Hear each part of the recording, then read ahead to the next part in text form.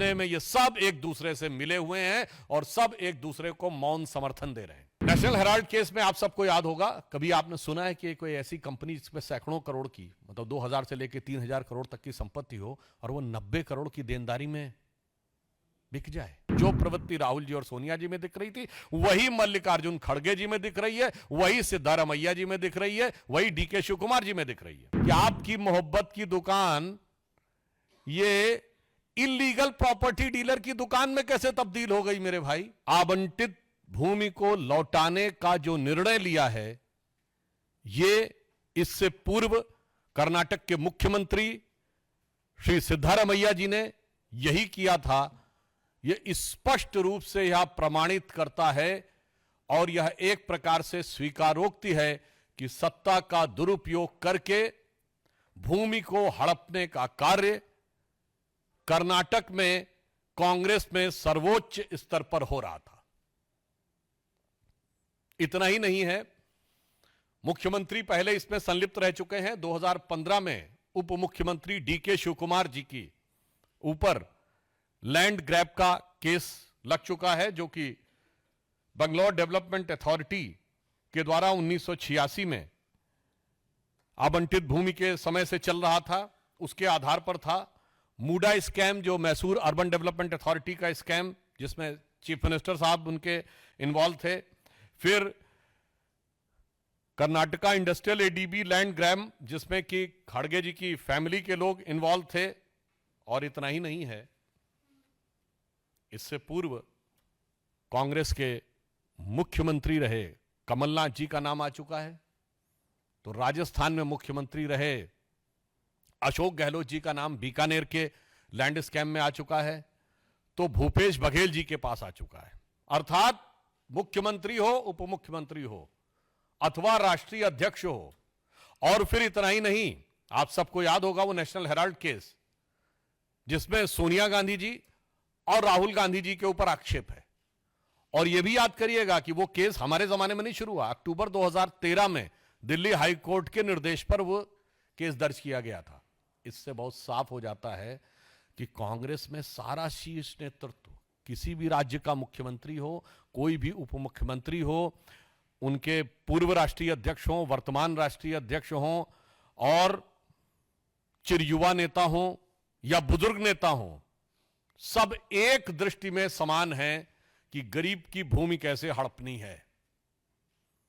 सब भ्रष्टाचार में, भूमि हड़पने के आंदोलन में बहुत समान रूप से संलिप्त हैं।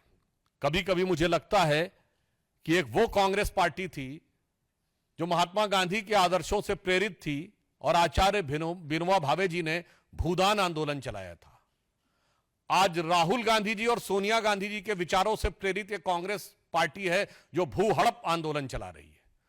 तो यह कांग्रेस का नैतिक पतन है, भूदान से लेके भू हड़प तक। और इतना ही नहीं, आपको ध्यान हो, सर्वोच्च स्तर तक, मतलब आज वहां चीफ मिनिस्टर और राष्ट्रीय अध्यक्ष अगर इन्वॉल्व है। आप कल्पना करिए कि किसी दूसरी पार्टी के या हमारी पार्टी के किसी इस स्तर के नेता पे आरोप लग गया होता तो उसके बाद किस ढंग का वितंडावाद मचाया गया होता। और आज जिस प्रकार की चुप्पी कांग्रेस पार्टी ने और इंडी गठबंधन के सारे दलों ने साध रखी है, उसके ऊपर हमारा उनसे सीधा सवाल है।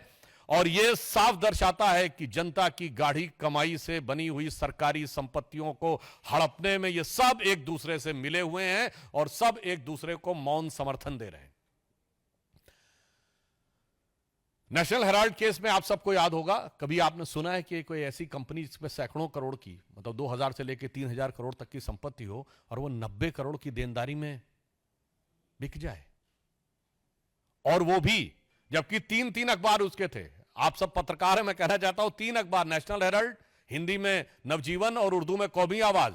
10 साल इनकी सरकार रही, ज्यादा नहीं, केवल 1-1 करोड़ों का विज्ञापन देते रहते तीनों अखबारों को, तो 10 साल में कर्जा उतर जाता 90 करोड़ का। राजीव गांधी फाउंडेशन को 150 करोड़ मिल सकते थे, मगर इनके अनुसार स्वतंत्रता आंदोलन का संचालन करने वाले नेशनल हेराल्ड की सोसाइटी को सरकारी विज्ञापन और सरकारी अनुदान नहीं मिल सकता था, वो 90 करोड़ में बिकना था। तो जो प्रवृत्ति राहुल जी और सोनिया जी में दिख रही थी, वही मल्लिकार्जुन खड़गे जी में दिख रही है, वही सिद्धारमैया जी में दिख रही है, वही डीके शिव कुमार जी में दिख रही है। और इस विषय के ऊपर हमारे कर्नाटक की तरफ से भी ये विषय कई बार उठाया गया, और ये मामला इतना आसान नहीं है। हमारे मेंबर ऑफ पार्लियामेंट लहर सिंह सुरैया जी ने इस विषय को टेकअप भी किया हुआ है, और वहां पर सीएजी ने जो अपनी रिपोर्ट में पॉइंट आउट किया 2017 से, उसमें लिखा है to ask the committee to fix the responsibility for violating the guidelines of the court order and suggest the appropriate course of action against the defaulting officials for the deletion of the land under category A. इसका अर्थ क्या हुआ कि यदि आज Congress party के नेता सिद्धारमैया जी हों या खड़गे जी हों, वो जमीन वापस कर रहे हैं, तो कोई जमीर नहीं जागा है जो जमीन वापस कर रहे हैं। अदालत की कार्रवाई से में होने वाली जलालत से बचने के लिए वो जमीन वापस कर रहे हैं। और मैं राहुल गांधी जी से पूछना चाहता हूं कि आप तो कहते थे कि आपकी मोहब्बत की दुकान है, ऐसा प्रतीत होता है कि ये मोहब्बत की दुकान तो किसी भूमाफिया प्रॉपर्टी डीलर की दुकान नजर आ रही है, जहां दूसरों की प्रॉपर्टी हड़पी जाती है, जनता की प्रॉपर्टी हड़पी जाती है, और उसके बाद उसको अपने चहेते लोगों को अनुदान दे दिया जाता है। तो मेरा राहुल गांधी जी से साफ सवाल है कि आपकी मोहब्बत की दुकान ये इलीगल प्रॉपर्टी डीलर की दुकान में कैसे तब्दील हो गई मेरे भाई? अभी तक तो उसमें नफरती सामान मिलते थे, जहर बुझे सामान मिलते थे, अब ये इलीगल प्रॉपर्टी की दुकान भी हो गई। इसलिए हमारा साफ मानना है कि कांग्रेस पार्टी आकंठ भ्रष्टाचार में डूबी है, और जमीनों के घोटाले में कुछ ऐसी कांग्रेस को जमीन से लगाव है कि जहां जहां सत्ता में आती है, हरियाणा हो, राजस्थान हो, छत्तीसगढ़ हो, कर्नाटक हो, जमीन के साथ इनका विवाद जरूर जुड़ जाता है। और जिस स्तर तक इनके सभी नेता इसमें आरोपित हैं, तो कोई ये नहीं कह सकता कि ये कोई आइसोलेटेड सिंगल केस है, जिसे एक कहते हैं ना कि एक हो तो समझाइए आके कुपही में ही यहां भांग पड़ी है। यानी एक कोई हो तो समझाइए, यहां ऐसा लगता कुएं में भांग पड़ी है, या ये 99 के नशे में बहुत मदहोशी थी ना कांग्रेस की, तो ऐसा लगता है कि जमीन को देखकर तो उनको ऐसा लगता है कि जिसको देखो वही आज मदहोश है, आज तो मैं दीवाना गजब ढा गया।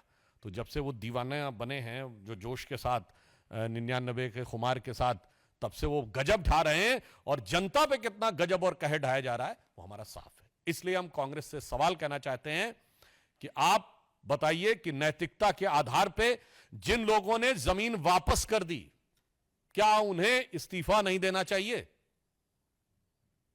जब आपने स्वीकार कर लिया कि यह जमीन गलत आवंटित थी, और वह भी सीएजी की रिपोर्ट और कई कोर्ट की प्रक्रियाओं के शुरू होने के बाद, राज्यपाल के द्वारा परमिशन मिलने के बाद, तो कांग्रेस अध्यक्ष, कांग्रेस के मुख्यमंत्री और राहुल जी और सोनिया जी से मैं पूछना चाहता हूं कि सिर्फ जमीन वापस करने से काम नहीं चलेगा। यह बताइए कि अगर जमीन वापसी की है तो क्या नैतिक आधार पर आपको इस्तीफा नहीं देना चाहिए? For exclusive and insightful videos, subscribe to our new channel ABP Live Premium.